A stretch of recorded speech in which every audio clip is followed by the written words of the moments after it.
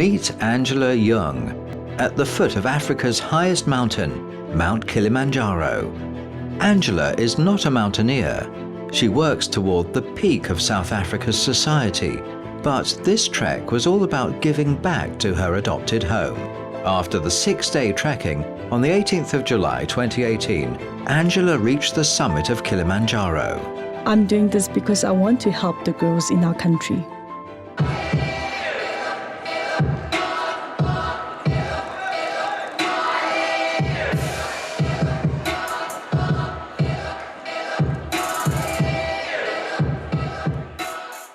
I'm Angela Young. I'm an artist and I'm a jewelry designer.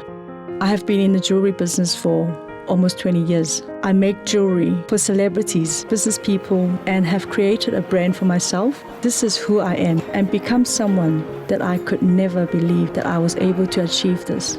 Angela refined her creative talents at the Gemology Institute, America. In 2005, Angela opened her own jewelry design firm, Impilo Collection. In 2014, she became the first Asian to win the Anglo Gold Ashanti Award for Jewellery Design. She is also the first Asian woman executive of the South Africa Diamond Dealers Club.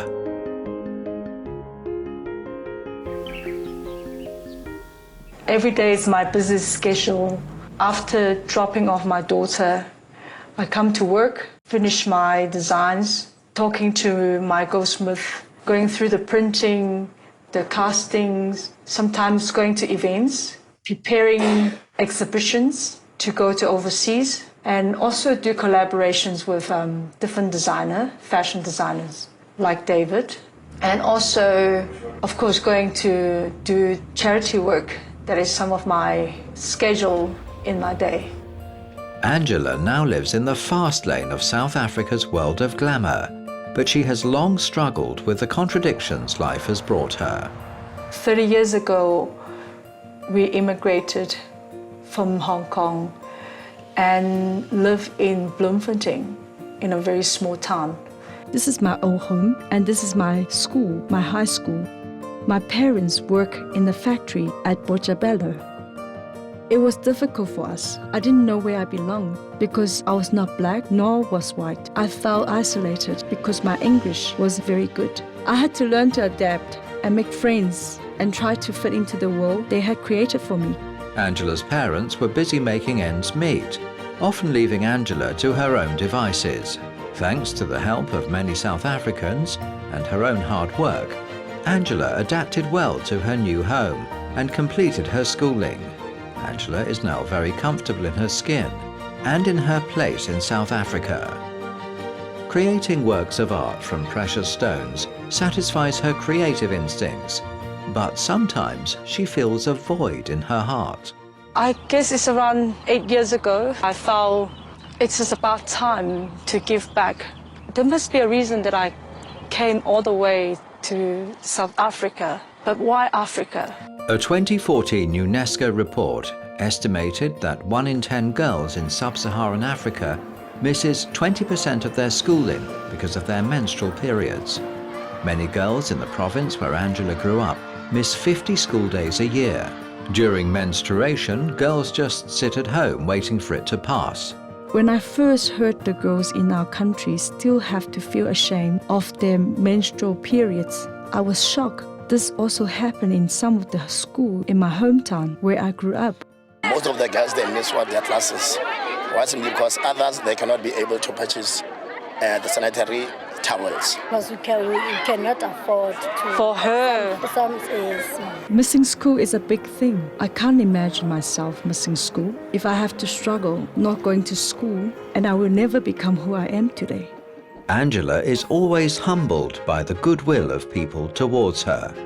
Very interesting. At the right time, I met Selo Hatang from Nelson Mandela Foundation. The Nelson Mandela Foundation was founded by Nelson Mandela in 1999. It works with corporations and individuals who want to go out and change people's lives. When we were approached by Richard Mabaso about this initiative to say, how do we ensure that we can change the plight of girls, we then had individuals such as Angela who then volunteered to say, I will also put my hand up and help contribute to change the plight of girl children. So this initiative is called Caring for Girls, and it uses Trek for Mandela, where people climb Kilimanjaro and raise funds, and Angela was one such person. Caring for Girls is a program that distributes sanitary pads throughout South Africa. It was started in 2012 by Richard Mabaso, who learned from his mum and niece that many girls, particularly those in the countryside, miss schooling during their menstruation period because it is seen as a taboo, and also because many families cannot afford to buy pads for the girls. Realizing the issue and consequences, Richard initiated the Caring for Girls program under his Imbumba Foundation. Seeing these girls is like seeing my childhood again. I want to help these girls from my hometown, so I thought maybe I can do something about it. And Caring for Girls is the best way to do it. Funds have always been a problem. I climbed Kilimanjaro to raise funds. I pledged the donation from individuals, like some of my family, my friends, and my clients. I organized the fundraising events together with the Chinese Women Federation in South Africa. Also from South Africa, Diamond Dealers Club and China Liaison Office also gave us a check. Every 4 months, Angela goes to 2 schools at her hometown. It's a 4-hour drive from Johannesburg. The truck has a full load of sanitary pads. Today we distributed 1,498 girls for sanitary towels, and each of them received 4 packs of sanitary towels. It means that they can continue for the next 4 months' supplies. And I raised 150,000 rand for my Trek for Mandela, and we will still continue to raise more funds. If I didn't climb Kili, I cannot give them the sanitary pads. There's no way I can raise funds. Through the Caring for Girls program, Angela helps many girls overcome the challenges, complete their education, and reach their full potential. I'm Naledi and I'm 16 years old. I'm in grade 10 and I've just received these pads. These pads actually help because some of our parents cannot actually afford to buy us all the things that you need, our personal stuff and our needs.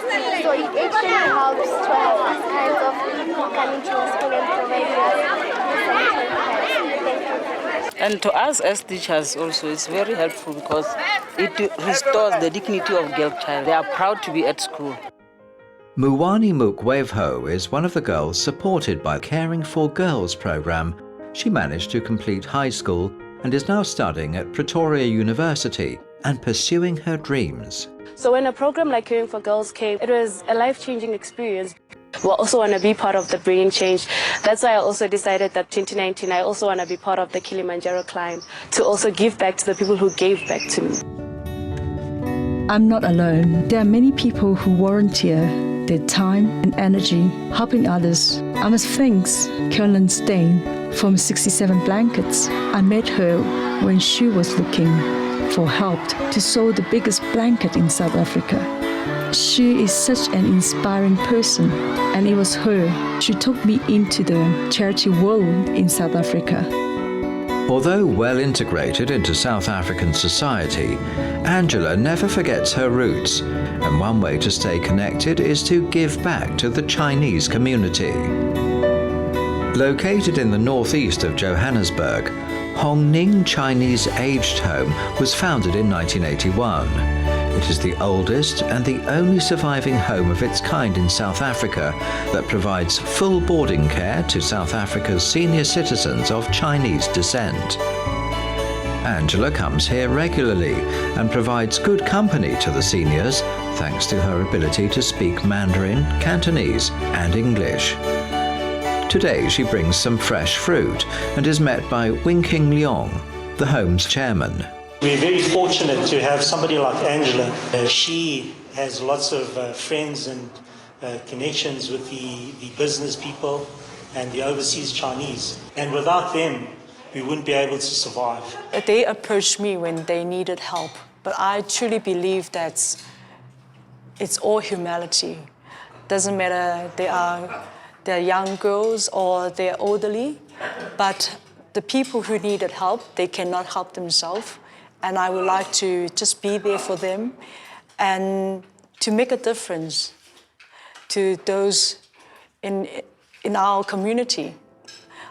And wherever we can, I think that which is important to us. Coming all the way back here and giving back to where I came from, I felt like I had completed the circle. I truly believe our children are watching behind us, just like the way they are singing back to us. That money cannot buy. That something keeps me going every time I want to do it again and again.